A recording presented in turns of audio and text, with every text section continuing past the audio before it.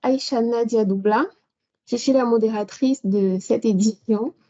Merci de me faire l'honneur de la modérer. Je suis accompagnée de 3 panélistes que je vais prendre le soin de présenter tour à tour. Donc, notre édition se présente comme suite. Elle a différentes étapes, donc la présentation des panélistes, la définition des différents mots-clés qu'on aura abordés tout au long de cet échange, le processus des impacts environnementaux et de la restauration des sites. Enfin, les outils géostatistiques utilisés. On aura un avis sur le regard des différents experts et enfin une phase de questions-réponses. J'espère que vous êtes bien parés pour cette partie parce qu'il y a à dire. Quant à la présentation des panélistes, je vais directement passer la parole à Yvan Soré, qui est un ingénieur en géostatistique. Yvan, est-ce que tu es avec nous? Tu peux activer ton micro, s'il te plaît. D'accord, merci Aïcha, on va passer la parole. Et moi, c'est Yvan, ingénieur diplômé de l'EGEM en géostatistique et j'ai décidé de poursuivre mes études en environnement, principalement en restauration minière et j'ai obtenu un Master of Science à l'Université Laval à Québec, au Canada. Et là, maintenant, je travaille comme un professionnel en restauration minière pour Atkins Realis. En gros, c'est un peu ça qui présente un peu mon parcours. Donc, je peux passer maintenant la parole à l'ingénieur Franck Écolé. Okay. Bonjour, bonsoir. Je suis Franck Écolé, en tout cas Franklin Écolé, donc Franck Écolé. Je suis ingénieur géostatistique également et je poursuis les recherches dans le domaine de la géostatistique, plus particulièrement dans les simulations. Donc, c'est tout ce que je pourrais dire pour l'instant. Et voilà, je laisse la parole à Aïcha Doubla. Après la présentation des différents panélistes, en attendant que Yvan Abendé nous rejoigne, on va directement passer aux à la prochaine étape de notre échange qui concerne la définition des différents mots-clés utilisés en géostatistique. Et donc, premièrement, je poserai la question à Écolé, savoir qu'est-ce que c'est en réalité la géostatistique. On entend parler de la géostatistique un peu partout, mais est-ce que tu pourrais nous dire un peu plus clairement ce que c'est en réalité et ce à quoi ça nous sert? OK, une fois de plus, j'espère que je suis audible. Vu que l'entretien est orienté environnement, je vais donc orienter la définition dans le sens d'environnement. Mais je voudrais déjà qu'au départ, on sache que géo et statistique, c'était 2 thèmes. En fait, c'est 2 expressions, 2 thèmes. Géo pour les géosciences de façon générale et statistique pour l'analyse des données. Donc, globalement, c'était ça le départ. Donc, l'utilisation de l'analyse des données dans le secteur des géosciences. Mais avec le temps, on s'est rendu compte que cette méthode-là, cette discipline-là pouvait être appliquée à d'autres domaines, en l'occurrence des sciences environnementales, en tout cas l'étude de l'impact environnemental, l'étude des moyens de restaurer ou bien de corriger ou d'améliorer l'impact qu'une activité humaine peut avoir sur l'environnement. Donc, l'idée, c'est utiliser les outils statistiques pour étudier certains phénomènes, certains éléments qui évoluent dans l'espace, en tout cas qui évoluent dans notre environnement. Et je vais prendre le cas des sciences environnementales particulièrement. Si je décide d'étudier l'impact d'un certain polluant, je vais prendre par exemple le plomb, dans l'environnement, il faudrait que je puisse cartographier, par exemple, cartographier la distribution de ce polluant-là dans l'espace que j'aurais choisi. Et donc, les outils statistiques permettent de faire cela.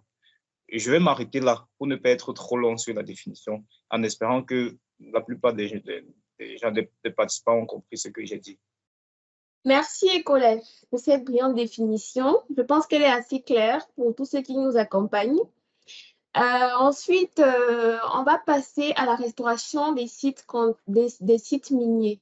La restauration des sites miniers, bah, moi, je me dis peut-être après, on est là, on exploite un minerai. Bah, ensuite, après avoir exploité, quelle est l'importance de restaurer ces sites miniers-là? Pour répondre à cette question, je passerai la parole à Yvan Soré. D'accord, merci de m'avoir passé la parole. Vous m'entendez bien? Donc, la restauration des sites miniers consiste vraiment à remettre le site dans un état satisfaisant après l'exploitation. Donc, généralement, on privilégie de remettre le site à l'état natif. Parce que vous devez le savoir, durant une exploitation minière, il y a des résidus miniers sont générés et ces résidus sont déposés dans différentes aires d'accumulation. C'est pour cela que généralement, ces résidus, quand ils sont en contact de l'eau ou de l'oxygène, peuvent générer du drainage minier acide. Donc, il est important vraiment de traiter ces résidus et au final remettre le site dans un état satisfaisant, et ça peut impliquer aussi de revitaliser le site pour qu'il puisse maintenant se fondre dans la nature. Donc c'est en gros en, en quoi consiste la restauration minière des sites miniers. Donc un site qui a été détruit, on le réaménage pour qu'il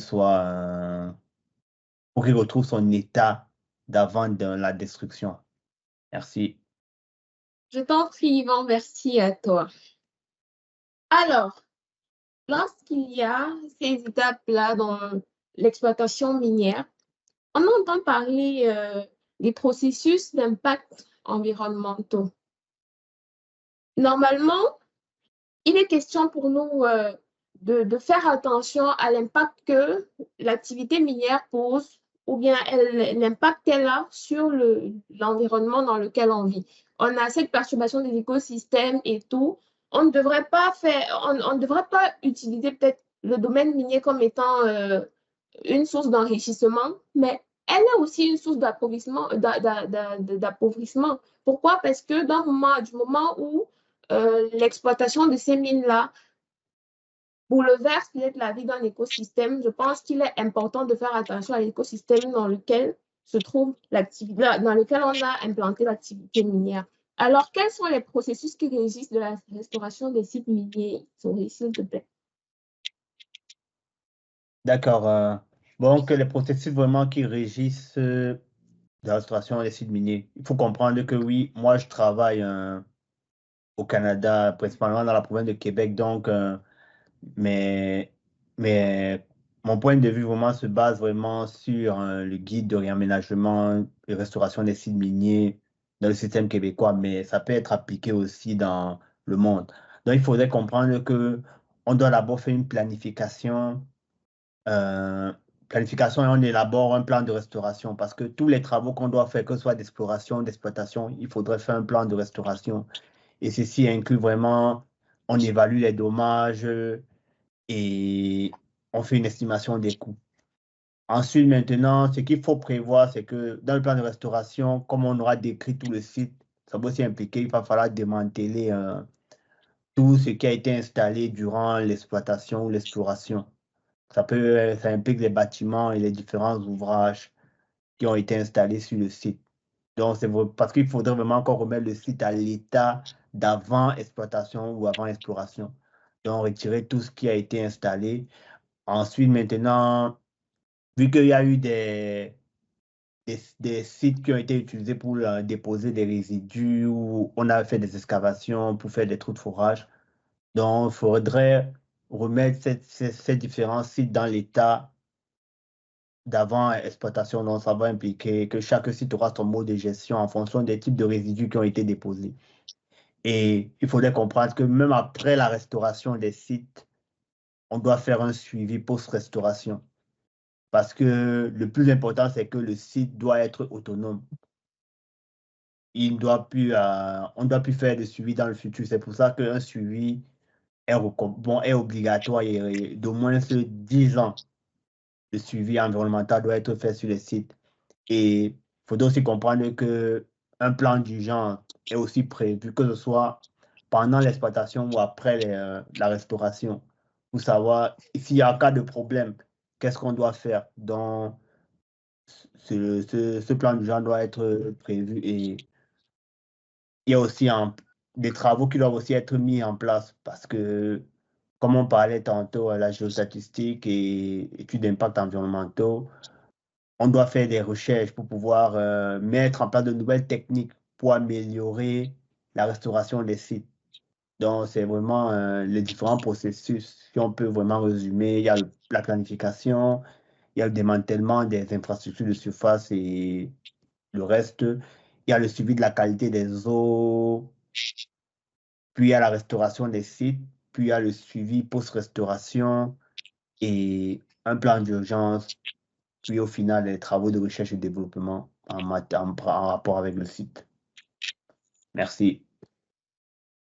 Ah d'accord. Après tout ce que tu as dit, je voulais te poser la question de savoir qu'est-ce qu'on retient en résumé, mais tu as déjà anticipé ma question, comme tu le fais toujours. Merci Yvan pour ces éclaircissements. Donc, on passera une fois de plus à la géostatistique. Mais la question là est de savoir quels sont les outils qui peuvent être utilisés dans les études d'impact environnementaux et dans la restauration des sites miniers, en ce qui concerne la géostatistique, bien sûr, et Colin. En ce qui concerne les outils, ils sont nombreux et les outils dépendent de façon générale du problème qui est posé. En fait, le problème qui se pose, en fait, je pourrais lister les outils, mais comment je dis ça? Les outils ne sont pas passe-partout. C'est-à-dire qu'en fonction du problème posé, on pourrait changer, on pourrait switcher d'un outil à un autre. OK. Donc, les outils dépendent du problème qui est posé et qu'il n'y a pas d'outil passe-partout. C'est-à-dire, lorsque je parle d'analyse des données, il faudrait déjà qu'il y ait des données. Et vu que nous sommes dans le cadre de l'environnement, et Yvan a très bien fait de rappeler tout à l'heure que, et Aïcha également, qu'il fallait remettre l'environnement dans son état initial, dans son état de départ. Ça veut dire qu'au préalable, avant de commencer l'activité, on a checké et on connaît quel est l'état initial, quel est l'état de départ, ou du moins, on connaît quelle est la norme qu'il faut respecter.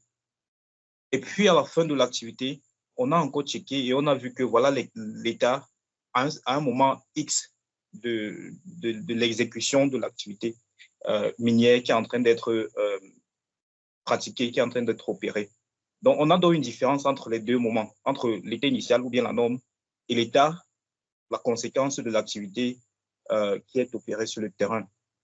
C'est à ce niveau qu'interviennent les données. C'est-à-dire que pour connaître l'état initial, c'est qu'on a fait des prélèvements, c'est qu'on a des données. Et pour connaître l'état final, ou du moins l'état à un moment X, c'est qu'on a également fait les prélèvements, ou du moins les mêmes prélèvements, et qu'on a également les mêmes données. Donc, l'idée, c'est que dès le départ, en termes d'outils, il faudrait qu'on analyse ces données-là, ces données qu'on a prélevées dès le départ. Et donc, des outils d'analyse statistique standard, c'est-à-dire que les mesures de tendance, la mesure centrale, tendance centrale aussi basique que cela peut paraître, moyenne négative, variance et autres là. Et les méthodes d'analyse plus poussées, je vais dire analyse structurale, beaucoup ne vont pas comprendre ce que ça veut dire. Mais plus tard, on va poser les questions et puis je vais répondre dessus. Et enfin, lorsqu'on a fait ces deux analyses-là, c'est-à-dire que les analyses statistiques standards que tout le monde peut faire, que tout le monde connaît, et qu'on a fait l'analyse structurale, on va passer aux méthodes d'interpolation. Et en ce qui concerne les méthodes d'interpolation, il y a tellement de méthodes d'interpolation différentes. Et je pense qu'on reviendra dessus lorsque les questions seront plus spécifiques. Mais néanmoins, je vais dire que les méthodes d'interpolation, il y a les simulations, il y a les méthodes d'estimation. Et du côté des méthodes d'estimation, tout le monde connaît le grand puissant triage. Et du côté des simulations, tout le monde connaît les séquentiels de ciel. Donc, en ce qui concerne les outils, je peux lister, dire que voilà, il y a les méthodes statistiques standards que tout le monde connaît, écart, type, moyenne, variance, covariance et autres. Les méthodes d'analyse structurale, variogramme, madogramme, covariance et autres. Et les méthodes d'interpolation, triage, les méthodes de simulation, les séquentielles gaussiennes, les recueils simulés et les stimulés et les autres. Et je voudrais, s'il vous plaît, je voudrais rappeler que le but, c'est de pouvoir utiliser les informations qui ont été prises avant et à un moment X de l'activité qui est menée et pouvoir évaluer à quel moment est-ce qu'il y a différence entre les deux informations, entre les deux données. C'est ça le but. Bien sûr, donc on retient de ton intervention que les différentes données ou les outils géostatistiques utilisés sont en fonction de l'objectif à atteindre. OK, on aura la possibilité de revenir sur cet aspect-là lors de la séance de questions-réponses où tu vas nous faire vraiment le plaisir de répondre à la panoplie de questions qui te seront posées. Voilà, maintenant qu'on sait quels outils utiliser en géostatistique, je vais revenir chez Yvon. J'aimerais savoir quel est ton regard, toi, qui es sur le terrain, je dirais peut-être un expert de la matière. Quel est ton regard par rapport à l'implémentation des processus de restauration des sites miniers à l'échelle mondiale, Yvon? D'accord, je te remercie encore une fois de m'avoir passé la parole. Donc, il faudrait comprendre que pouvoir implémenter les processus de restauration des sites miniers a une importance cruciale pour pouvoir atténuer tous les effets négatifs que, que génère l'exploitation des sites miniers et pour promouvoir vraiment une qualité durable. Donc, ce que j'ai fait, par exemple, euh, ce qu'il faut mettre en place, c'est que d'abord, une nécessité vraiment de mettre en place des normes internationales pour pouvoir faire de bonnes pratiques dans l'exploitation minière. Mais aussi, même s'il y a des normes internationales, il faudrait aussi comprendre que chaque pays et chaque région a son système spécifique. Par exemple, ce qui peut être appliqué au Canada ne sera pas nécessairement appliqué totalement au Cameroun. Du coup, il faudrait intégrer aussi les processus spécifiques au pays. Par exemple, dans les pays en Afrique et même en Amérique latine, on utilise beaucoup l'orpaillage. Il faudrait mettre en place vraiment des réglementations par rapport à ces systèmes d'exploitation. Par contre, dans les pays, que ce soit le Canada ou l'Australie, on a vraiment des exploitations minières industrielles. Donc, chaque pays aura son système spécifique. Ensuite, il y aura l'engagement des parties prenantes. On entend quoi par parties prenantes? Que ce soit les collectivités, les gouvernements, les administrations et même les personnes qui y travaillent on va dire la ville où se situe l'usine ou l'exploitation qui est en place. Donc, il faudrait vraiment que ces différentes personnes doivent être vraiment engagées dans le processus pour pouvoir mettre en place la restauration minière. Ensuite, il faudra aussi comprendre que maintenant, comme on essaye vraiment d'aller plus vers et tout ce qui est éco-responsabilité, il faudrait intégrer le développement durable dans tout ce qu'on fait, que ce soit dans la construction des usines et tout, pour permettre maintenant au final une restauration plus rapide. Ensuite, je peux dire qu'il faudra aussi faire comme une sorte de transfert de connaissances parce que il faudrait former, que ce soit les jeunes, les populations, à pouvoir adopter les bonnes pratiques pour une exploitation durable et une meilleure restauration aussi. Donc, un transfert de connaissances aussi important. Et en dernier point, je veux aussi dire que d'investir dans les travaux de recherche et développement, parce que les travaux de recherche et développement permettront de trouver de nouvelles techniques pour pouvoir améliorer les pratiques de restauration. Donc, en gros, si je dois récapituler, comme toujours, on aura vraiment engagé les parties prenantes, nécessité de mettre des normes et des réglementations, que ce soit internationales et locales.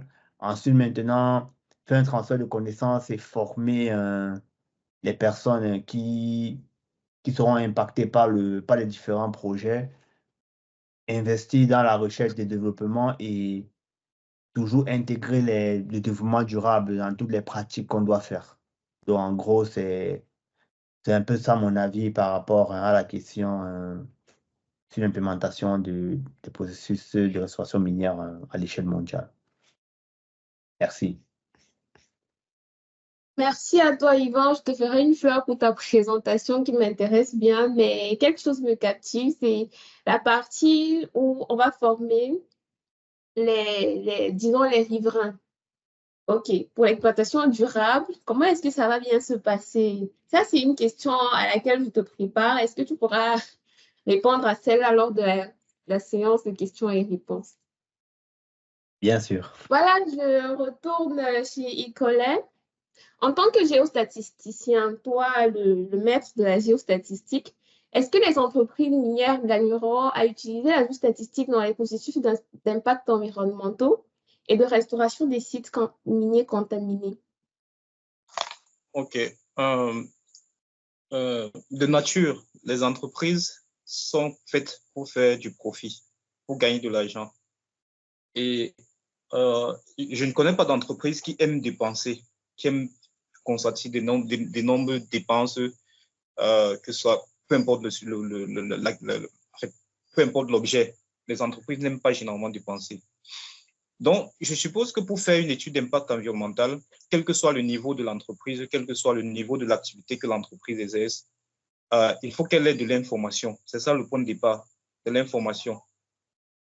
Et ensuite, lorsqu'elle a cette information-là, comment est-ce que cette information est traitée? Comment cette information est analysée? Et quelle est l'interprétation qu'on retire? Quel est le gain, la plus-value qu'on retire de l'information que l'entreprise a en sa possession? Et donc, de ce point de vue-là, je pense que la géostatistique est incontournable pour une entreprise qui exerce dans le secteur minier et qui voudrait, dans une certaine mesure, respecter les normes ou bien suivre le workflow que Yvan vient de décrire tout à l'heure. Donc, pour une entreprise qui veut faire ça dans les normes, comme Yvan l'a décrit, elle a besoin d'informations d'un côté, et de l'autre côté, elle a besoin des outils, des moyens et de la ressource humaine pour pouvoir traiter l'information qu'elle a en sa possession. Les deux ne sont pas faciles à avoir, c'est-à-dire qu'avoir l'information, c'est coûteux. C'est pour ça que j'ai dit tout à l'heure qu'aucune entreprise n'aime dépenser énormément d'argent. L'information est difficile à obtenir. Ça, c'est d'une part. Et d'autre part, l'interprétation de cette information-là est aussi un défi. Donc, en utilisant les méthodes, les outils que la géostatistique propose de façon générale, l'entreprise peut gagner en argent. Pourquoi? Parce qu'elle va pouvoir tirer le meilleur parti de l'information qu'elle a en sa possession en utilisant les bons outils, en construisant la meilleure interprétation possible. Lorsqu'on le dit, on le dit comme ça peut sembler utopique ou bien un peu trop gros à croire. Mais, oui, à croire, mais c'est vrai. L'entreprise qui utilise les outils géostatistiques ou qui utilise les outils d'analyse des données de façon générale gagne énormément en termes de l'optimisation de l'information qu'elle a en sa possession dans le but de garantir le développement durable, ou bien l'exploitation durable telle qu'Yvan l'a décrit tout à l'heure, ou bien de garantir une exploitation saine des ressources minières dans les sites qui sont sous sa responsabilité. Donc ça, c'est mon point de vue en tant que géostatisticien ou bien analyste de données, bien analyste, c'est que on ne peut pas contourner ça, on ne peut pas passer outre. Il faut analyser les données, il faut interpréter les données et il faut utiliser les méthodes de géostatistique lorsqu'on est dans le cadre de la mine en tout cas ou bien de la restauration des sites miniers. Ça, c'est mon avis personnel. Merci, Colette. À t'entendre, vraiment, on aurait aimé éliminer toutes les autres méthodes et juste se concentrer sur la géostatistique. Malheureusement, le domaine minier, ce n'est pas ça. On utilise plein de méthodes complémentaires afin d'arriver à un résultat pas parfait, mais presque parfait. Je vois Yvan qui lève la main. l'intervention de l'expert en environnement. On t'écoute. D'accord, merci Aïcha de me passer la parole. Je voudrais ajouter que oui, vous l'avez vu au début de la présentation, moi-même je suis géostatisticien de formation et il faudrait comprendre que pour compléter ce que ingénieur écolé a dit, par exemple, nous, dans notre travail qu'on fait, quand on émet des hypothèses et on fait des analyses pour pouvoir étudier le comportement de l'agent contaminant. Je prends un exemple, par exemple, étudier le plomb. On fait des analyses d'écoulement pour comprendre un peu comment le plomb se comporte et on fait généralement des modélisations et on fait des simulations sur le long terme. Vous voyez comment, quand vous entendez modélisation, simulation, il y a déjà de la géostat à l'intérieur. C'est pour ça que c'est vraiment un point très important à intégrer, que ce soit en restauration minière ou dans les autres processus, que ce soit dans les mines aussi, ou bien même le pétrole. Donc, c'est vraiment un point important à investir dans les travaux vraiment de recherche dans le domaine. Donc, c'était juste vraiment pour ajouter un point dans l'intervention de mon confrère écolé. Merci. Merci pour ton intervention qui me pousse à te poser une autre question. J'aimerais bien que tu interviennes encore parce que là, tu prends à la fois la casquette du géostatisticien et de l'expert environnementaliste. Tu vois, ça fait quand même beaucoup. Du coup, j'aimerais que tu nous dises ici, qu'est-ce que tu entends par impact environnementaux en général? J'aimerais que tu nous fasses un briefing vraiment précis et concis de ce que c'est que l'impact environnemental dans l'activité minière, s'il te plaît. D'accord, merci Aïcha de gérer bien cette conférence. Bon, quand on entend par impact environnemental, il faudrait savoir que généralement, une étude d'impact est faite de quelle manière? On sait qu'il y a un projet qui doit être installé dans un endroit, par exemple. Du coup, ce qu'on fait généralement, c'est que on essaye de voir ce projet, les apports que aura ce projet, que ce soit positif ou négatif, parce que vraiment, il y aura des conséquences. Et maintenant, on essaie maintenant d'évaluer les conséquences de ce projet à des échelles. Par exemple, la ville qui est, disons, à 10 km du projet, le projet aura des conséquences différentes par rapport à une ville qui se trouve à 5 km du projet. Donc, généralement, pour faire une étude d'impact environnemental, ce qu'on fait, c'est que on étudie vraiment le projet à un rayon de différents kilomètres. Et généralement, c'est ça, en fait, qui est fait. Et du coup, pour l'étude, comme tu expliquais, comme tu le demandais tantôt, il faudrait vraiment voir quels seront, comment dirais-je, quels seront les impacts. Et pour étudier maintenant les impacts, il y a différents plans. Et comme on doit vraiment se baser sur le développement durable, on intègre tout sur la dimension économique, la Le dimension comportement sociale et la éco-responsable. dimension environnementale, ouais. Donc, pour être vraiment responsable. Et c'est vraiment évaluer le projet suivant ces trois dimensions. À l'échelle, par exemple, je vais donner un exemple, à l'échelle de 5 km, 10 km, 15 km, et peut-être à l'échelle vraiment du pays ou du continent, en fait. Donc, mais généralement, on prend plus des échelles vraiment à l'échelle locale qui peut aller vraiment de la plus grande collectivité, que ce soit de la région Qui est plus administrative. gérable. Oui, Qui est plus gérable. ce qui est plus gérable, oui. Mais il faudrait vraiment qu'on intègre tous les... Donc, en fait, et pour ajouter aussi, on fait ces différents analyses. Maintenant, on prévoit des scénarios.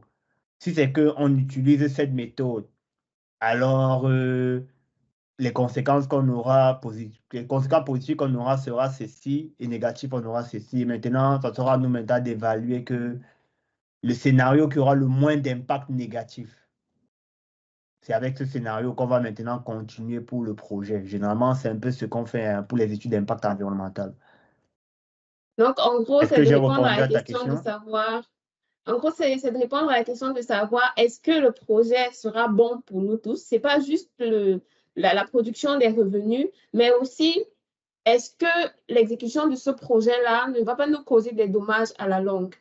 Donc, en général, c'est ça l'impact environnemental. Oui. OK, j'espère que tout le monde l'a compris comme moi. Merci à vous, nos deux panélistes, d'avoir pris de votre temps pour nous édifier à ce sujet. Et donc, nous sommes parvenus à la séance de questions-réponses. La parole n'est pas à qui veut la prendre, mais nous attendons vos questions afin de profiter de la présence de nos deux experts. Bon, en attendant les questions des autres, tu disais que tu avais une autre question pour moi, Aïcha? Oui, j'ai la question, comment est-ce que tu comptes édifier les riverains ou les personnes, les autochtones, lorsqu'on vient pour implanter un projet minier dans une localité en tant que telle? Comment est-ce que tu t'y prends pour leur faire peut-être prendre conscience de ce qui va arriver à leur milieu de vie? D'accord, merci à toi encore. Donc, ce qu'il faudrait comprendre, c'est que je parlais tantôt, oui, d'édifier les collectivités et tout ça. Donc, ça sera vraiment d'organiser des séances de formation. Et pour aller vraiment, pour qu'ils comprennent en fait que ce soit ce qui va se passer et ce que le projet en fait peut les apporter de un et de deux, qu'ils comprennent aussi l'importance en fait du projet. C'est pas juste en fait, je vais prendre un exemple, venir dans un endroit, leur dire que oui, on va venir, on va implanter le projet là et vous allez avoir du travail qui va vous permettre maintenant de gagner de beaucoup d'argent, non. Il faudrait il faudrait qu'ils comprennent Beaucoup vraiment que d'argent. oui, oui, même si on va exploiter ceci, mais il faudrait qu'ils doivent comprendre que les minéraux aussi sont très nocifs, très nocifs. Du coup, il faudrait qu'on leur présente, oui, la médaille et le revers de la médaille. Et il faudrait comprendre que oui, ils doivent aussi adopter ces bonnes pratiques pour pouvoir faire une exploitation durable. Parce que on peut un peu, je peux prendre un cas concret. Par exemple, à l'est du Cameroun, il y a l'exploitation minière qui se fait, l'orpaillage et tout ça.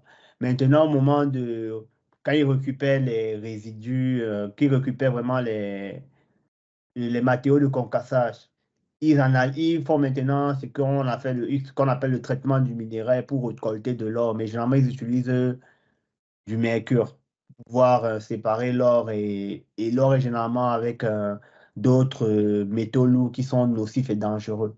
Maintenant, quand ils font ce travail, ils utilisent ce mercure et vraiment le reste vraiment est étendu avec les eaux de pluie et tout ça se retrouve maintenant dans le système hydrographique de la région.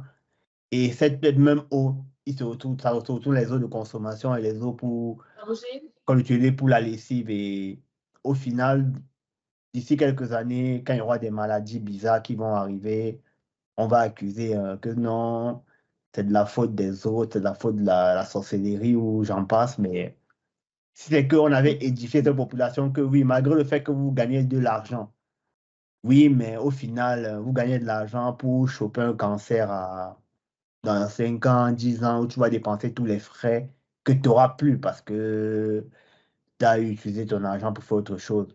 Mais il faut Là, on a vraiment, une grande population en danger avec une activité qu'on simplifie. oui. Et ça, c'est par Donc, ignorance. oui, pas ignorant. C'est OK. pour ça qu'il faudrait vraiment les amener vraiment à faire des séances de formation, former les gens qui devront maintenant travailler et à adopter Ouais. des bonnes pratiques. Et ensuite, maintenant, dès qu'il y aura de nouvelles vagues, on devra aussi les former. Après, on peut même mettre en place, quand je parlais par exemple des normes et réglementations à mettre en place, on peut exiger que oui, si c'est que tu veux travailler dans l'orpaillage, dans le domaine minier, il faudrait que tu aies au moins un minimum de formation pour comprendre un peu quels sont les risques et tout ça. Donc, c'est un peu ça ma vision des choses. Merci, Yvan. Bah, j'avais l'impression que tu n'avais pas terminé de répondre à cette question, donc J'avais l'intention de te couper, mais bon, tu m'as anticipé. Là, j'ai Non. embarras du choix. Il y a une main levée et une question posée. Je vais privilégier la main levée et puis on passe à la question posée par message. Euh, Ingénieur Luc Sonore, tu as la parole. Ok, merci, bonsoir Yvan, bonsoir à tous les panélistes et à ceux qui sont en train de suivre la formation. Merci beaucoup pour la présentation, ça me va vraiment bien droit au cœur. Bon, ma question, la première, bon, les autres vont venir bien après. La première, quels sont les indicateurs qu'on peut utiliser lors de la restauration d'une mine qui peuvent nous montrer qu'on a réellement réussi après avoir fait une exploitation. Merci. D'accord, merci à toi, ingénieur Luc Sonon Pungé. Donc, il faudrait que tu comprennes ce que les indicateurs de restauration, comme je l'ai dit à la base, c'est vraiment ramener le site à l'état d'avant exploitation. Mais ceci, c'est vraiment une utopie parce que ce qui a été détruit, ça sera difficile de le remettre en état initial. Donc, on va vraiment se rapprocher de la réalité. Et comme indicateur qu'on peut utiliser, c'est que faudrait que le site soit autonome. On n'aura plus besoin de faire des vérifications, que la qualité de l'eau de surface et souterraine euh, soit dans des critères inférieurs aux critères qui est fixé vraiment par la réglementation. Par exemple, aussi au Canada, il y a des critères pour les autres consommations, pour les autres souterraines aussi, qui sont utilisés généralement dans le suivi de la qualité des eaux. Donc ça, c'est un indicateur. Deuxième indicateur, comme j'ai expliqué, il faudrait que le site soit autonome. Ça veut dire que le site doit être complètement sans ouvrage. C'est-à-dire que si on a installé des bâtiments, les bâtiments doivent être enlevés. S'il y a eu des fosses ou des galeries qui ont été mises en place, ils doivent être rebouchés et obturés. Tout ça doit être enlevé. Donc, ça, c'est aussi un autre indicateur. Et maintenant, un autre indicateur encore, vu que les résidus miniers sont nocifs, il faudrait que les sols, les différents haies doivent être recouverts par une structure qui empêche maintenant ces résidus d'être en contact avec l'eau ou l'air. Parce que s'ils sont en contact, ça peut générer le drainage minier. Donc, généralement, c'est ça cet indicateur. Et ensuite, on va mettre en place un sol pour pouvoir recouvrir. Après, maintenant, on va végétaliser la zone pour qu'il ait vraiment pour qu'il ait vraiment comment dirais-je, pour qu'il soit vraiment le plus naturel possible. Oui. Et généralement, ce site pourra être utilisé plus tard comme un site touristique ou j'en passe. Donc, généralement, ce sont vraiment les gros indicateurs qui sont fixés pour la restauration d'un site. Est-ce que Merci j'ai pour la répondu à ta réponse, question? Yvan. Merci beaucoup, Yvan. Je t'en prie. Il y a Bill qui aimerait savoir s'il y a un rapport entre la nature des données et le choix de la méthode d'interpolation. Si oui, quel est ce rapport? Notre expert en géostat, je pense que c'est le mieux placé pour répondre à cette question avec des éclaircissements qui seront accompagnés. Et collège, je te passe la parole.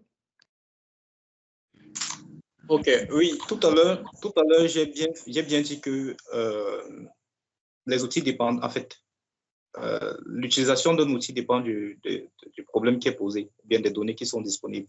Et oui, la réponse à la question est oui. Il y a un rapport entre, c'était quoi la question, les données disponibles et les outils. Le rapport entre la nature des données et le choix de la méthode d'interpolation. Oui, il y a un rapport entre les deux. Maintenant, si oui, quel est ce rapport? Chez les militaires, on dit que c'est le terrain qui dicte la manœuvre. C'est la même chose chez le géostatisticien. Ce sont les données qui dictent la manœuvre.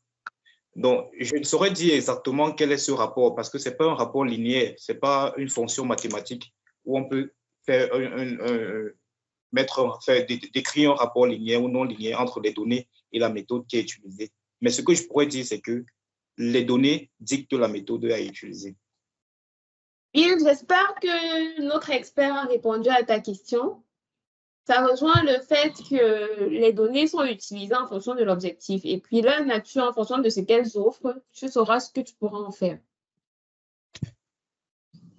Pour une autre question, bonsoir chers panélistes, je suis Ahmad, étudiant en géosciences. J'aimerais poser cette question sur l'étude d'impact environnemental et social. Ma question est de savoir qui fait les études d'impact environnemental, l'entreprise qui est en charge des exploitations ou le gouvernement par le biais du ministère de l'Environnement. La parole est à qui veut la prendre entre les deux experts. J'ai bien envie de dire Yvan, mais j'ai déjà eu à faire beaucoup d'interventions. Et Colette, si tu en as envie, tu peux, mais à vous de voir. Je ne suis pas expert en environnement, mais Yvan a parlé tout à l'heure des parties prenantes. Et en tant qu'ingénieur des mines, d'abord, je sais que les parties prenantes, c'est l'entreprise contractante et l'environnement aussi, le gouvernement plutôt. Le gouvernement et l'entreprise font partie des parties prenantes, en fait. Donc, déjà, l'entreprise est responsable des travaux sur le terrain. Donc, c'est à elle de faire l'étude d'impact environnemental et de présenter au gouvernement. C'est ce qu'on m'a appris en tout cas. Oui, la réponse de l'ingénieur écolier est correcte. Il faudrait comprendre que oui, chaque pays a son système et chaque pays fixe sa réglementation. Mais généralement, quand on demande vraiment à une entreprise de faire le plan de restauration, c'est à l'entreprise vraiment de faire l'étude d'impact et à déposer vraiment tout ça dans le plan qui va déposer au ministère qui va maintenant analyser. Maintenant, si c'est que le plan est correct, on peut maintenant lui accorder vraiment alors une autorisation ministérielle qui puisse continuer les travaux. Bon, généralement, c'est ce qui se passe ici au Canada. Ailleurs, ça peut être différent, mais c'est toujours l'entreprise. C'est à l'entreprise de faire l'étude d'impact. Et généralement, ce qui se passe, c'est que quand l'entreprise maintenant ils soumettent maintenant le travail maintenant à une entreprise qui fait maintenant le génie conseil vraiment pour faire cette étude. Donc, l'entreprise doit faire ce travail, mais il demande à des experts pour faire le travail pour eux. Généralement, c'est ce qui se passe dans la plupart du temps. On retient que c'est de la responsabilité de l'entreprise de gérer, que ce soit les déchets ou les produits qu'elle émet de son activité. Le ministère de l'Environnement, quant à lui, il intervient lors du respect de la réglementation. J'espère qu'on a répondu à ta question, Ahmed Hissène. Il y a un hydrogéologue qui aimerait savoir, qui aimerait travailler avec la géostatistique dans le domaine de contamination. Bon, je pense que là, il a plus besoin de conseils parce que la question, elle n'est pas très orientée. La question, c'est quoi exactement? Il n'y a pas d'exactitude dans la question. Il aimerait travailler avec la géostatistique dans le domaine de contamination. C'est tout. La première chose à savoir, c'est... Vas-y, Yvan. Non, vas-y. La première chose à savoir, c'est ce qu'il veut faire exactement. À partir du moment où il sait ce qu'il veut faire, c'est un peu comme il doit savoir où il va. À partir du moment où il sait où il veut aller, il pourra trouver le moyen de se transporter jusque-là. Et moi, je voulais ajouter, par exemple, que oui, il faudrait comprendre que ce sont des études qui coûtent très cher parce que pour faire vraiment, pour faire le suivi de contamination, par exemple, ça va impliquer d'aller sur le terrain, faire des forages, faire des prélèvements et maintenant analyser maintenant ces données via des logiciels spécialisés. Donc, je peux te donner un exemple d'un logiciel que tu peux utiliser. Tu peux utiliser un logiciel de modélisation SEEP, SEEP, qui fait vraiment la modélisation hydrogéologique des contaminants. Tu peux creuser de ce côté, mais pour avoir de la licence et tout ça, ça peut te coûter plus qu'un bras. Donc, ce sera à toi de voir avec ta compagnie ou la future compagnie dans laquelle tu vas travailler. Merci. J'espère, Bella, que ces conseils te seront d'une grande utilité. Je ne vois plus de questions. Ah si, il y en a une. Onetier aimerait savoir quelles sont les données nécessaires pour réaliser une étude d'impact avec la géostatistique. Je voudrais avant tout, je suppose que la question est orientée chez moi, je voudrais avant tout que c'est une faveur.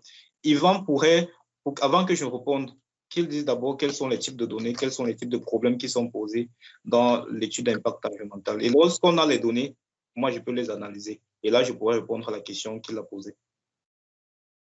D'accord. Généralement, les types de données qu'on peut prélever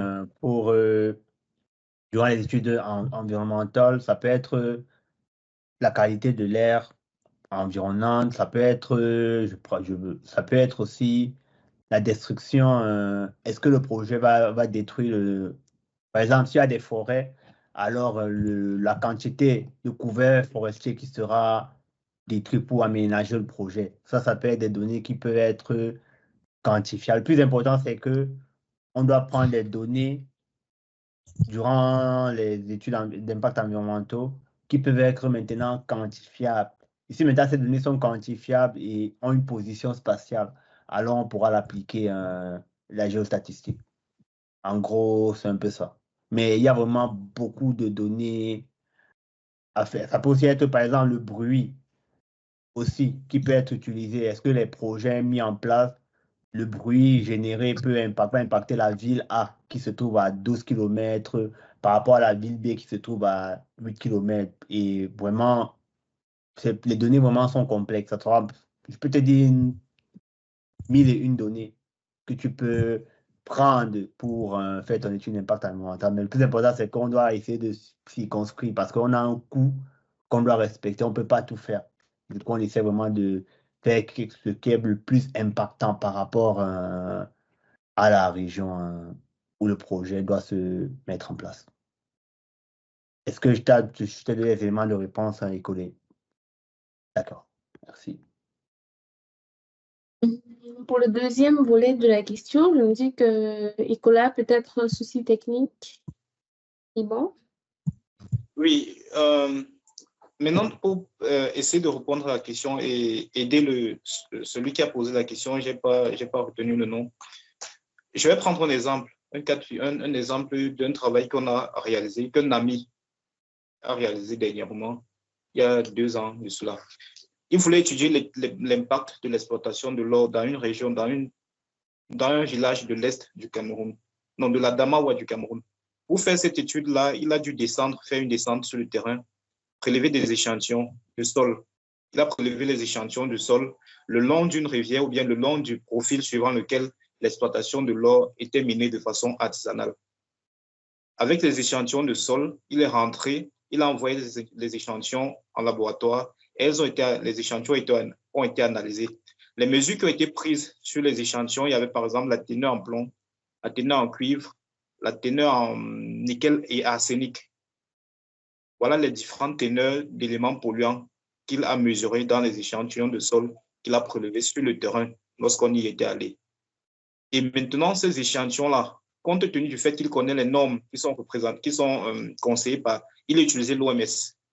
Il a pris les normes que l'OMS conseille pour la teneur en plomb, par exemple, la teneur en arsenic dans le sol.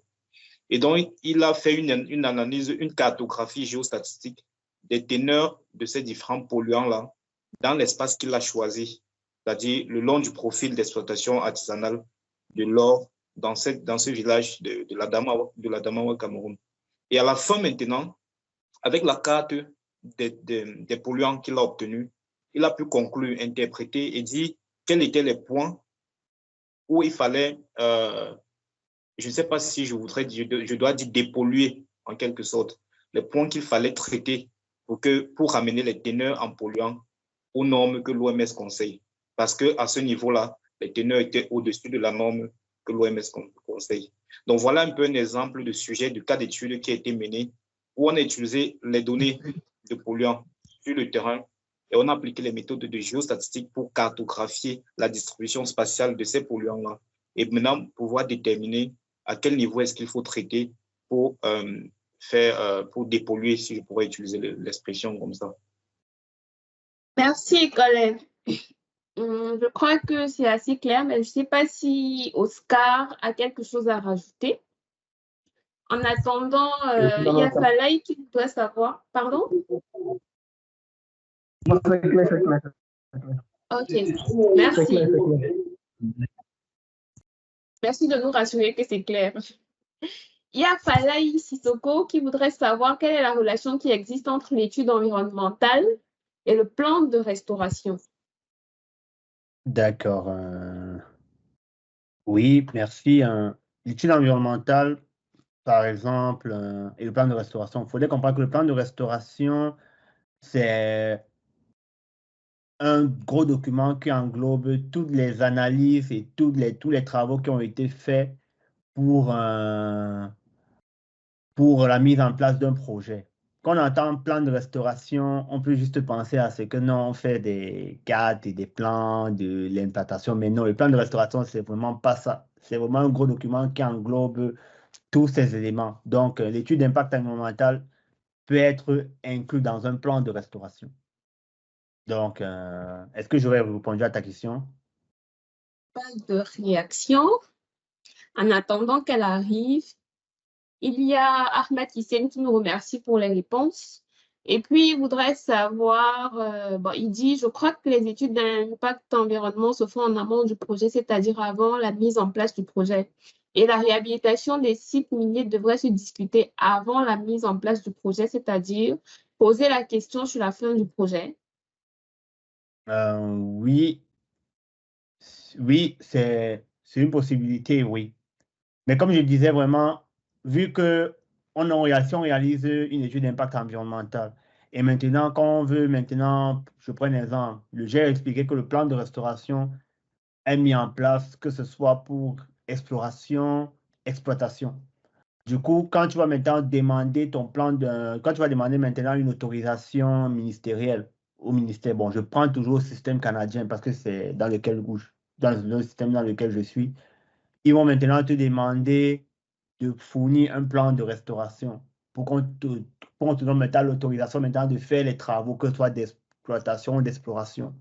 Et maintenant, dans les travaux, tu vas aussi expliquer que oui, tu as fait ton étude d'impact. Parce que l'étude d'impact, généralement, tu vas faire l'analyse comparative, tous les scénarios. Maintenant, tu vas maintenant annexer cette étude vraiment dans ton plan de restauration. C'est ça, comme j'expliquais, tu peux faire ton étude d'impact en amont, mais au final, le plan de restauration que tu vas déposer aussi, c'est aussi en amont. Quand on entend plan de restauration, on peut juste se dire non, c'est vraiment quand on a déjà exploité, il faudrait maintenant qu'on fasse un plan de restauration, mais non, le plan de restauration, moi, c'est un document qui est aussi en amont de tous travaux. Ça, c'est ce que la norme canadienne. Est-ce que j'ai répondu encore à ta question ou c'est pas clair? J'espère que oui. Ok, il y a Ayanatou qui dit, est-ce que c'est obligé de faire l'étude d'impact environnemental et social si une carrière change de statut? C'est-à-dire, la carrière était ouverte à la base, une carrière à intérêt public, mais après le projet, celle-ci a basculé comme carrière commerciale. Est-ce qu'il est nécessaire ou obligé de refaire l'étude d'impact environnemental et social? Je dirais oui. Qu'importe le changement qu'il y a eu, oui, il faudrait toujours faire une étude d'impact. Et généralement, comme j'expliquais, dans le système canadien, le plan de restauration est obligatoire. Et maintenant, dans le plan de restauration, il y aura une analyse une analyse comparative des scénarios que tu vas faire. Et c'est ça, en fait, c'est généralement ce qu'on fait. Et dans l'analyse comparative ici, c'est ça qui inclut vraiment l'étude d'impact. On ne fait plus vraiment un rapport d'étude d'impact environnemental, mais c'est inclus dans l'analyse comparative. Donc, c'est obligatoire. Bon, c'est important de le faire, mais comme je dis, ça dépend aussi de l'administration et la réglementation du pays dans lequel le projet est fait. Donc, c'est à toi de voir maintenant les lois et les dispositions réglementaires dans le pays que tu te trouves pour pouvoir faire les travaux, pour voir est-ce qu'il faut faire une nouvelle étude ou pas. Mais la logique voudrait que une nouvelle étude doit être faite. Rayhanatou, est-ce que c'est bon? Est-ce que notre expert a pu répondre à tes questions? J'espère que oui. Sinon, tu pourras retourner dans les questions.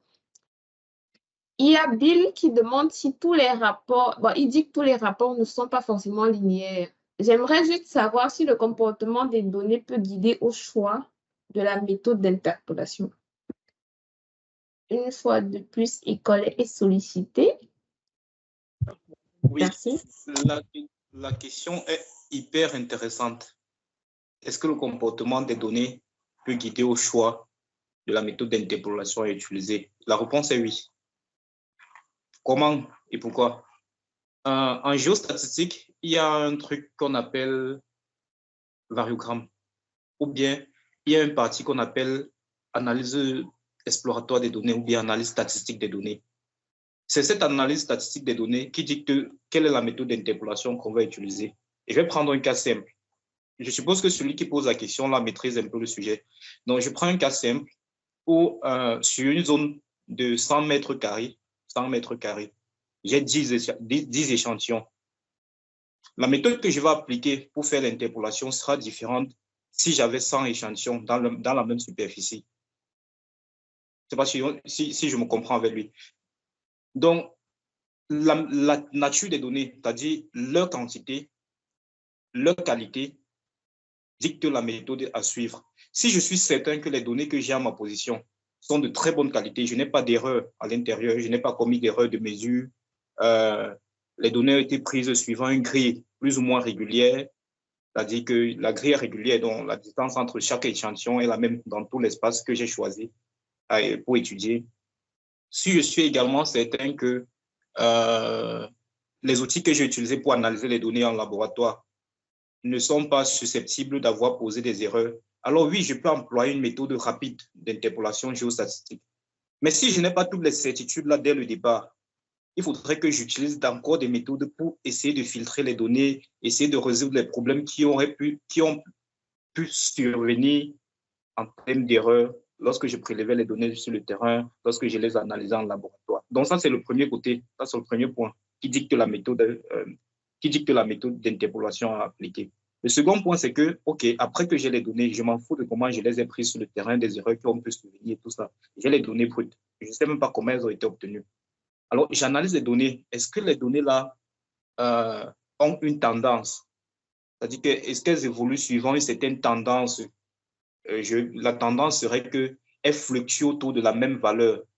C'est-à-dire que si je suis dans l'étude de, je sais pas, un polluant comme le plomb, je dis un truc bête, un polluant comme le plomb, et que les teneurs en plomb fluctuent autour de, par exemple, 30. Ça veut dire que j'ai une tendance là. La méthode que je vais utiliser pour interpoler sera différente de si j'ai plutôt les pics, c'est-à-dire que la valeur de plomb, on n'a pas de tendance. Tantôt on a 300, après on a 0, après on a 10, après on a 20, après on a 40, 1000, ainsi de suite. Donc là, on n'a pas de tendance fixe. La méthode de géostatistique que je vais donc utiliser sera différente. Pour être plus concret et plus géostatistique, c'est que on a deux extrêmes. La première extrême, c'est qu'on est dans un cadre stationnaire, c'est-à-dire que j'ai la tendance. Je connais que les données évoluent, fluctuent autour de la même tendance. Là, j'utilise les méthodes d'interpolation géostatistique dans le cadre stationnaire. On les connaît tous, elles sont très faciles à implémenter. L'autre extrême, c'est qu'on est dans le cadre non stationnaire, c'est-à-dire qu'on n'a pas de tendance. Tantôt on a à 1000, tantôt on a 1, à 3000, à 0, et ainsi de suite. On n'a pas de tendance. Là, j'applique les méthodes d'interpolation non stationnaire. Et c'est un peu plus complexe, un peu plus compliqué. Et j'ai la troisième extrême même, c'est que j'ai peu de données. Tout à l'heure, j'ai dit que dans le même espace de 100 mètres carrés, j'ai tantôt 10 données, tantôt 100. Bon, supposons que j'ai seulement 10 données, parce que là, j'ai peu de données. Et donc, mon intuition à moi, géostatisticien, c'est de faire appel aux simulations et de ne plus faire appel au criage que tout le monde applique. Parce que dans ce cas-là, le criage va tenter de lister, va tenter de sortir une tendance dans les données. Or, les simulations, puisque je n'ai pas beaucoup de données, vont sembler un peu plus réalistes dans ce cas-là. Donc, globalement, j'ai répondu à la question, c'était oui. Les données, la nature des données va dicter la méthode d'interpolation appliquée. Et j'ai expliqué dans quel cadre, en fait, suivant quel contexte, les données dictent donc la méthode à employer. Et j'aime bien la question. Et si on avait le temps, on pourrait bien discuter amplement dessus. Quand tu as le temps, tu as l'occasion de discuter encore parce que la question elle était à plusieurs volets interminables. Ah, d'accord. Il demande si tout type de données est flexible à une étude géostatistique. Tout type de données est flexible à une étude géostatistique.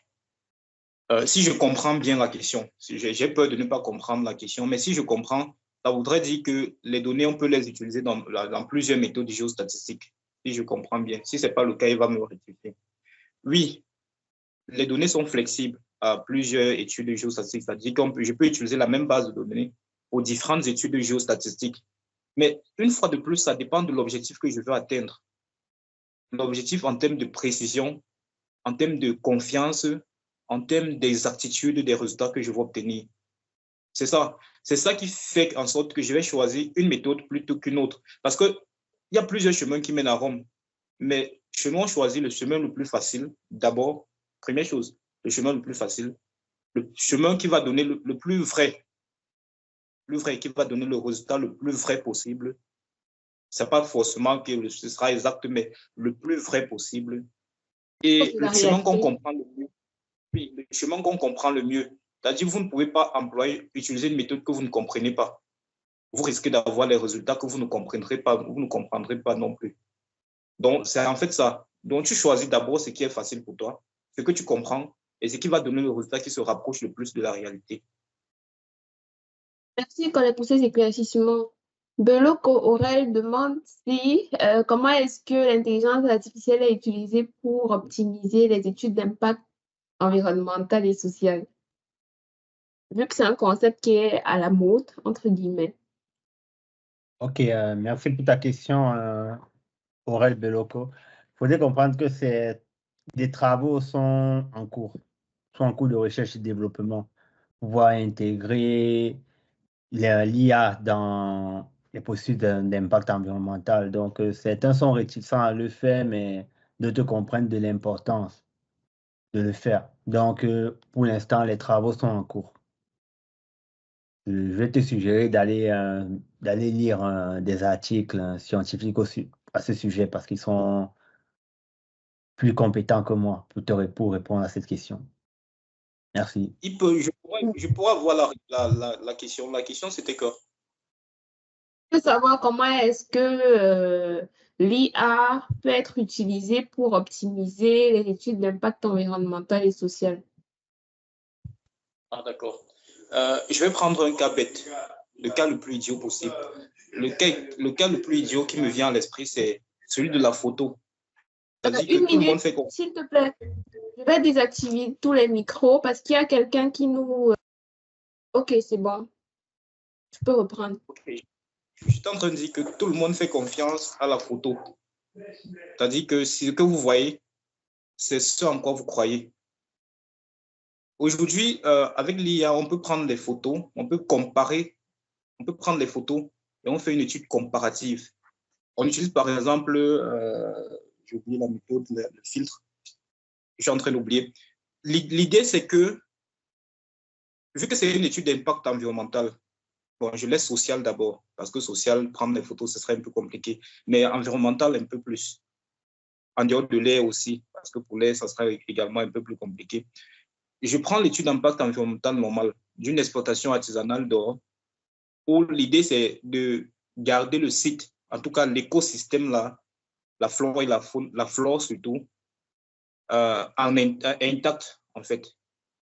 En faisant une étude comparative des différentes prises de vue aériennes ou bien satellitaires, et bien entendu en utilisant l'intelligence artificielle dans ce travail-là, on peut avoir déjà l'optimisation du temps du traitement de cette information-là, mais également beaucoup plus de précision en termes d'exactitude de l'impact que l'activité aura eu sur la flore. Par exemple, je prends le cadre de la flore.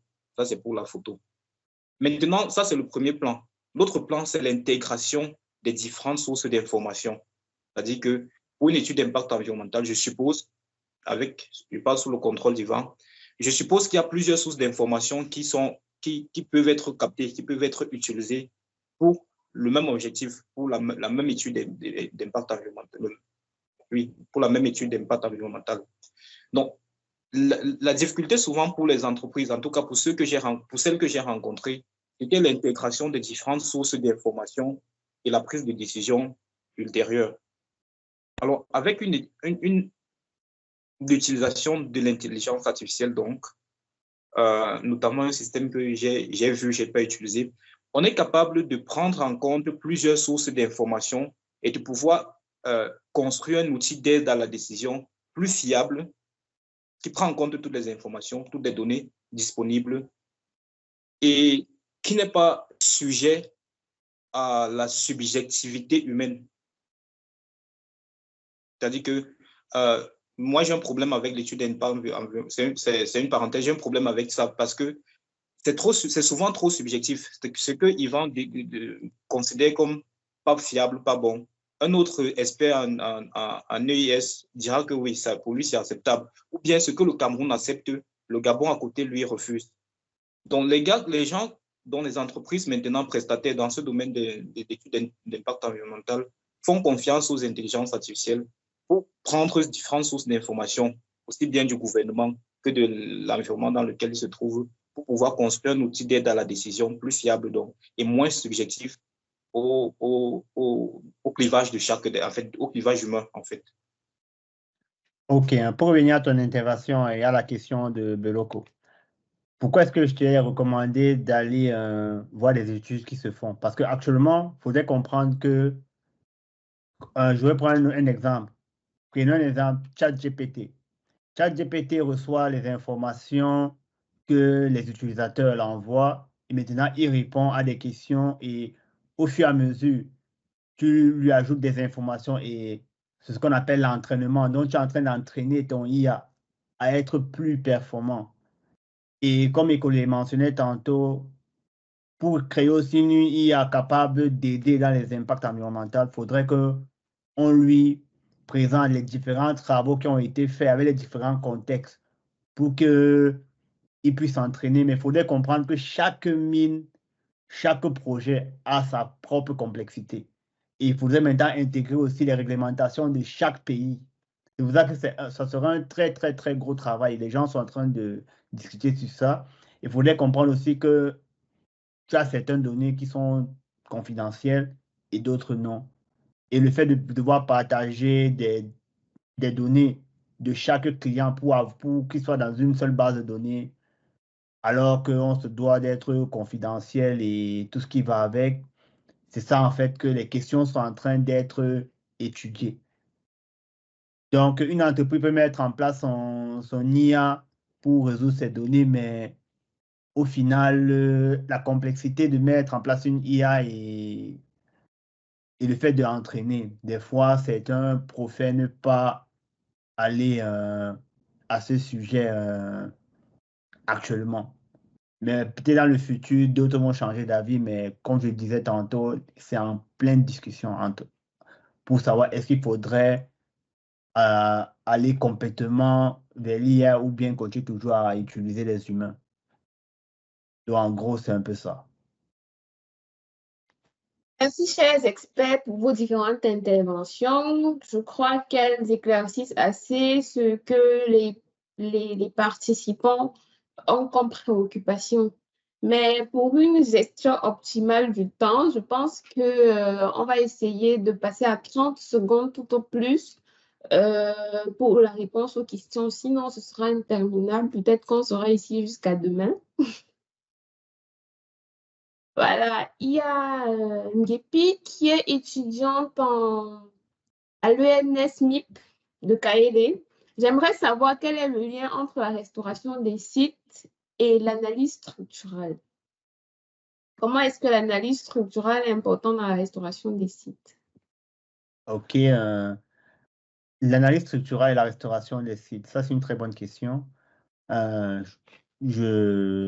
final, quand on met en place un projet, oui, on va devoir construire des fosses et des gradins pour pouvoir aménager, pour pouvoir faire l'exploitation du site. Ou encore, je prends un exemple encore, on doit mettre en place des fosses ou des structures pour retenir l'eau si on a utilisé des bassins. Il est maintenant important de faire une analyse structurale de ces différentes structures pour qu'ils puissent maintenant répondre vraiment aux facteurs de sécurité pour éviter qu'il y ait des problèmes. Parce qu'il y a eu des cas qui sont passés, genre, il y a eu des bris de digues ou de structures qui ont été réalisées. C'est pour ça que cette étude est vraiment très importante. Je ne sais pas si tu parles de l'analyse structurale, genre en géologie, ou bien l'analyse structurale dans le thème général qui implique aussi l'étude de stabilité des ouvrages. Est-ce que tu peux mieux éclaircir ta question aussi? Pendant qu'elle éclaircit sa question, il y a d'autres questions qui attendent. Parce que je ne vois pas de réaction de la part de Ngepi. Oui, elle a dit en Elle dit en général. général. D'accord. Donc, c'est vraiment très important. Il faudrait que tous les ouvrages qui doivent être mis en place, une analyse de stabilité doit être effectuée, en fait, pour tous les ouvrages qui seront mis en place sur le site. C'est pour ça que dans le plan de restauration, ceci est inclus, parce que l'entreprise a eu à, disons, si c'est que l'exploitation était déjà en cours, ou bien il y aura peut-être des forages qui doivent être faits. Alors, il faudrait s'assurer que ces forages suivent un plan bien établi et ensuite, quand on va devoir démanteler, on doit étudier toutes les structures qui doivent être mises en place. C'est pour ça que l'analyse structurale dans la restauration est importante. Est-ce que j'ai répondu à ta question ou bien je me suis éparpillé? Je n'ai pas de réponse. Pas non plus. Bah, il y a par contre une question qui est un peu intéressante. Asnata, qui dit qu'elle a des coordonnées géographiques des sites artisanaux d'exploitation de l'or des années 1990 et celles de 2020. Quel outil géostatistique je peux utiliser pour analyser l'ampleur de la dégradation de l'environnement due à l'activité d'exploitation artisanale de l'or? Je ne sais pas pourquoi, mais j'aime bien cette question. D'accord. Bon, si je comprends bien, je fais un topo. Tu as les données de 90 et 2020. C'est le même site? Si c'est le même site, oui, OK. Maintenant, ça sera à toi maintenant d'évaluer qu'est-ce que tu veux savoir. Tu as dit exploitation artisanale. Ça veut dire que tu vas essayer de la production. Je prends un exemple. Est-ce que c'est la quantité d'or et la quantité de minerais qui ont été faits? Est-ce qu'il y a la quantité de sol qu'il y a des analyses de sol qui ont été faites? Est-ce qu'il y a eu la destruction? Tu veux aussi prendre en compte la destruction des... Est-ce qu'il y a, je prends un exemple, le couvert végétal. Disons que si tu as des données de 90 et 2020, tu peux aussi ajouter, tu peux aller récupérer des images satellitaires pour voir le couvert végétal de ta zone en 90 et en celle de 2020. Et maintenant, quand tu vas maintenant faire ton analyse, tu vas maintenant faire une analyse géostatistique, une analyse statistique d'abord de base pour voir la différence entre les données d'avant et les données d'après. Ensuite, maintenant, pour faire ta modélisation, tu peux peut-être utiliser le crigeage. Si c'est que tu as une tendance et des moyennes connues, tu peux utiliser un crigeage ordinaire, oui. Et quoi encore? Et là, tu pourras comparer en fonction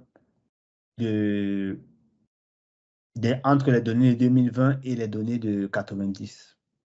Et tu peux aussi ajouter, par exemple, même si tu as des données juste de 90 et 2020, mais pour le couvert végétal, tu peux retrouver des données sur le site de la NASA pour prendre vraiment des données périodiques de 5 ans à 10 ans pour voir un peu comment est-ce que l'environnement a changé pour pouvoir ajouter dans tes analyses.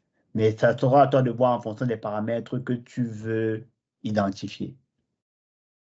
Mais pour les outils, tu peux utiliser du créage qui peut être disponible sur ArcGIS dans le Geostatistical Analysis. Ou bien, si tu veux faire des analyses plus poussées, tu peux aussi aller avec des logiciels comme Isatis ou bien Leapfrog. Asnata, j'espère qu'ils vont répondre à ta question. Je ne vois pas ta réaction. Est-ce que tu pourrais nous dire par message ou bien lever la main? Ok, merci à toi aussi. Et merci pour la réponse. Oui, je vois un commentaire de Beloko, oui, parle plus de l'IA dans la collecte dans l'analyse des données. Bon, là, ça sera vraiment amené à, bon, l'IA dans l'analyse des données. Bon, pour éviter de te donner des réponses biaisées, je vais t'encourager à aller regarder des articles au sujet, sur ce sujet. Oui, c'est plus prudent. Un autre commentaire de... Oui, un autre commentaire de Ngepi où, par rapport à l'analyse structurale intervient à la construction de la mine. Bon, en fait, tout ce qui est construction, parce que même si la mine a déjà été mise en place, maintenant, on doit suivre aussi les différents aides d'accumulation qui sont dans la mine. Ensuite, je vais parler par exemple de l'eau. S'il y a il y a des bassins qui ont été utilisés, il faudrait maintenant qu'on fasse des structures pour retenir en fait l'eau contaminée, pour éviter que l'eau contaminée atteigne l'eau environnante. Ça implique aussi de mettre en place des structures. Donc, l'analyse structurale n'est pas juste pour la construction de la mine, mais c'est pour les activités pour toutes les activités, que ce soit de l'exploration à la réhabilitation complète. Donc, ne limite pas seulement à la construction, au développement de la mine. Ça peut être utilisé même après.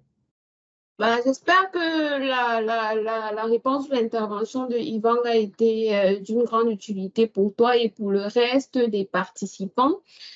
Merci à Écolette aussi qui était avec nous. C'est vrai qu'il fait des flashs, mais on sait que tu es là.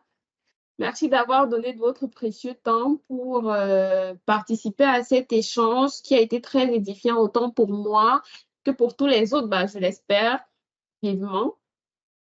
Je vois qu'on avait prévu 1 heure et un peu plus, mais là, on se retrouve à avoisiner les 2 heures.